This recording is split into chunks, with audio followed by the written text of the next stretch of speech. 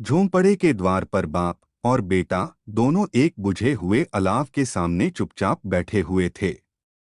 और अंदर बेटे की जवान बीबी मुनि प्रसव वेदना में पछाड़ खा रही थी। रह रह कर उसके मुंह से ऐसी दिल हिला देने वाली आवाज निकलती थी कि दोनों कलेजा थाम लेते थे। जाड़ों की रात थी, प्रकृति सन्नाटे में डूबी हुई, सारा गांव अंधकार में लय हो गया था। जिलू ने कहा, मालूम होता है बचेगी नहीं। सारा दिन दौड़ते हो गया, जा देख। तो आग मकतुल चिढ़कर बोला, मरना ही है तो जल्दी मर क्यों नहीं जाती? देखकर क्या करूं? तू बड़ा बेदर्द है बे। साल भर जिसके साथ सुख चैन से रहा, उसी के साथ इतनी बेवफाई।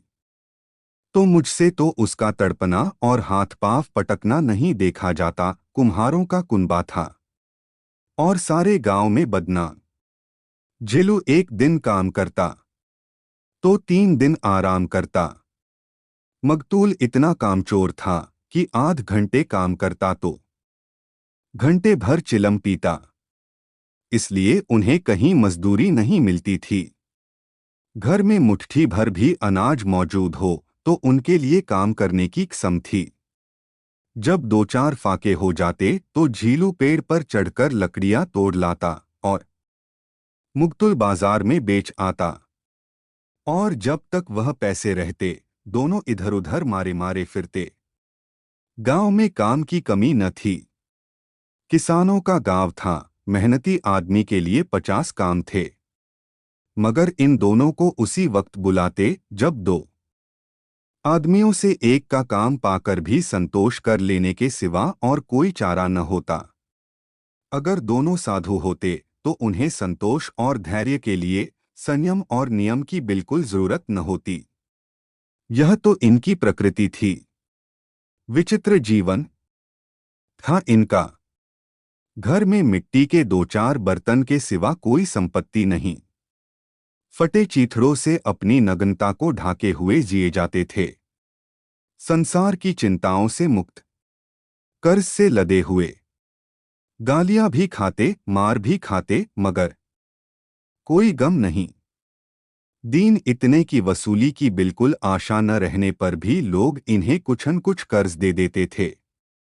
मटर आलू की फसल में दूसरों के खेतों से मटर या आलू उखाड़ लाते और एक भानकर खा लेते, या 10-5 ईख उखाड़ लाते और रात को चूसते। झिलू ने इसी आकाशवृत्ति से 60 साल की उम्र काट दी और मकतूल भी सपूत बेटे की तरह बाप ही के पदचिह्नों पर चल रहा था, बल्कि उसका नाम और भी उजागर कर रहा था। इस वक्त भी दोनों अलाव के सामने बैठकर आलू भून रहे थे, जो कि किसी खेत से खोद लाए थे। झिलू की स्त्री का तो बहुत दिन हुए देहांत हो गया था। मगत्तुल का ब्याह पिछले साल हुआ था। जब से यह औरत आई थी, उसने इस खानदान में व्यवस्था की नींव डाली थी और इन दोनों बेगैरतों का दोस्त भरती रहती थी। जब से वह आई, यह दोनों और भी आलसी और आरामतलब हो गए थे, बल्कि कुछ अकड़ने भी लगे थे। कोई कार्य करने को बुलाता तो निर्ब्याज भाव से दुगुनी मजदूरी मांगते। वही औरत आज प्रसव वेदना से मर रही थी और यह दोनों इसी इंतजार में थे कि वह मर जाए तो आराम से सोए। झिलू ने आलू निकालकर छीलते हुए कहा, जाकर देख तो क्या दशा है उसकी। चुड़ैल का फिसाद होगा और क्या। यहाँ तो ओझा भी 1 रुपया मांगता है। मकतूल को भय था कि वह कोठरी में गया तो झीलू आलूओं का बड़ा भाग साफ कर देगा। बोला, मुझे वहां जाते डर लगता है। डर किस बात का है, मैं तो यहाँ हूं ही। तो तुम ही जाकर देखो न। मेरी औरत जब मरी थी तो मैं 3 दिन तक उसके पास से हिला तक नहीं था। और फिर मुझसे लजा आएगी कि नहीं। जिसका कभी मुंह नहीं देखा, आज उसका उघड़ा हुआ बदन देखूं। उसे तन की सुध भी तो न होगी। मुझे देख लेगी तो खुलकर हाथ पांव भी न पटक सकेगी। मैं सोचता हूं कोई बाल बच्चा हो गया तो क्या होगा। सौंठ, गुड़, तेल कुछ भी तो नहीं है घर में। सब कुछ आ जाएगा, भगवान दे तो। जो लोग अभी एक पैसा नहीं दे रहे हैं वे ही कल बुलाकर रुपए देंगे।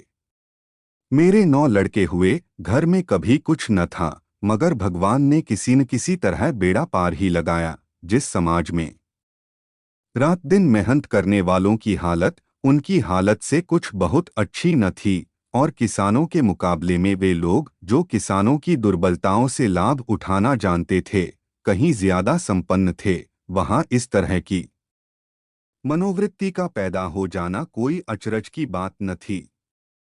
हम तो कहेंगे झीलू किसानों से कहीं ज्यादा विचारवान था, और किसानों के विचार शून्य समूह में शामिल होने के बदले बैठकबाजों की कुत्सित मंडली में जा मिला था। हाँ, उसमें यह शक्ति न थी कि बैठकबाजों के नियम और नीति का पालन करता। इसलिए जहां उसकी मंडली के और लोग गांव के सरगना और मुखिया बने हुए थे, उस पर सारा गांव उंगली उठाता था।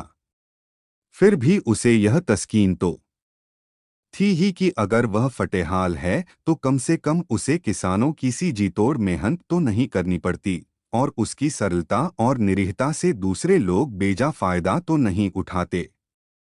दोनों आलू निकाल निकाल कर जलते जलते खाने लगे।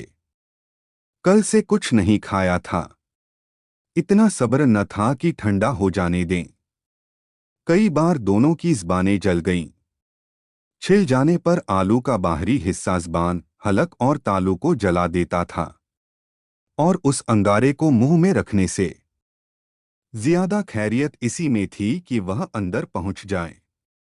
वहां उसे ठंडा करने के लिए काफी सामान थे। आगे का पार्ट देखने के लिए लिंक आपको डिस्क्रिप्शन में और एंड स्क्रीन में भी मिल जाएगा। और दोस्तों, आप अपने माता पिता का ख्याल रखें। हम आपके उज्जवल भविष्य की कामना करते हैं।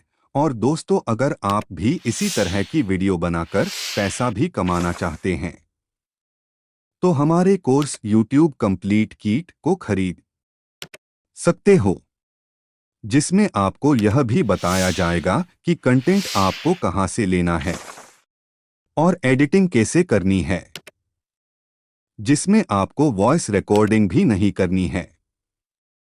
आपको टेक्स्ट कॉपी करना है, फिर उसे आप एक सॉफ्टवेयर की सहायता से वॉइस में चेंज कर लेना है और वीडियो बार लेनी है। इसमें आपको कोई कॉपीराइट भी नहीं आएगा। हम आपको कॉपीराइट फ्री कंटेंट देने वाले हैं, जिससे आप एक साथ 8 से 10 चैनल बनाकर हैंडल कर सकते हैं। ये वीडियो बनाने में मुझे मात्र 7 से 8 मिनट ही लगे हैं। आप भी कमा सकते हैं। इस कोर्स का लिंक डिस्क्रिप्शन में मिल जाएगा। धन्यवाद।